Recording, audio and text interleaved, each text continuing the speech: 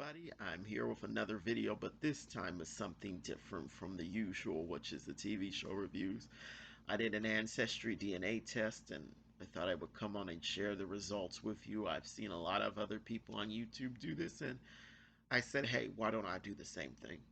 So the tests were on sale for Mother's Day, $59, 40% off. I said you can't really beat that, so why not do a test? So I got it, sent it off, and the turnaround was really quick, which I liked.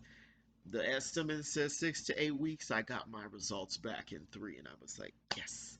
So I got them back last Sunday, and I intended to do this video last week, but I kept messing around and didn't get it done. So I finally said, let me sit down and do this video right now.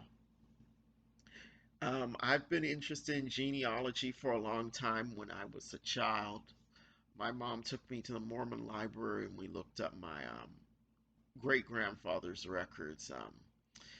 Because the LDS Church, Church of Latter-day Saints, they're a great source of um, information for genealogy. They have census records archived, all sorts of good things. So you can go on it's family search. You can go on there, do a free account, um, build up your family tree, all of that. It's free. Um, that is, yeah, so that's a good one to do. Um, but anyway, so my DNA test was through Ancestry.com. Let me get right into the results and not ramble on too much. So, first up at 41% is Nigeria. Now, people have told me I look like I'm from Nigeria.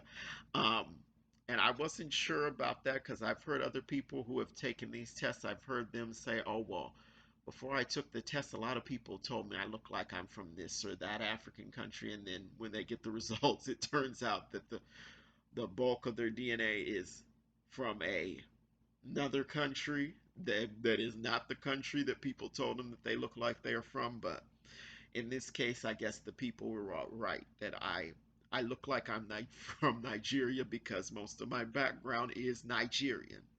Next up is Cameroon, Congo, and Southern Bantu peoples.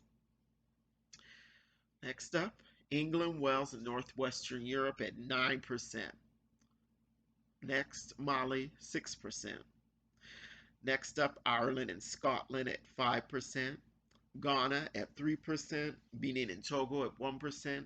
Indigenous Americas, Mexico at 1%, Northern Africa 1%, Philippines 1%, Sweden 1%. Now that Philippines really surprised me. I don't know where that's coming from, but it's 1%. And from what I know, when these results update from time to time, things will drop off and other percentages will increase, decrease. So that may drop off in the future. Um, so let me see if I can show you. You get a little. They give you the map and all that. So yeah, it's this is really interesting information to have. I'm really looking forward into to researching more about the culture of these African countries that showed up in my estimate here.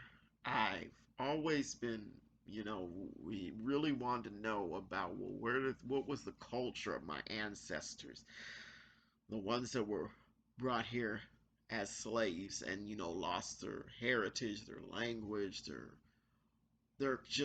culture, lost all of that. And I know as African Americans we have built up a culture here, through blues music, through cooking, through various things, but still, I'd like to know, about the African culture, the African heritage, all of that. And now I know a little bit about that, and I can research and find out a lot of interesting things about the culture, and I'm happy about that. So, to anybody who's taking a test and is watching this video, just share your thoughts about your test.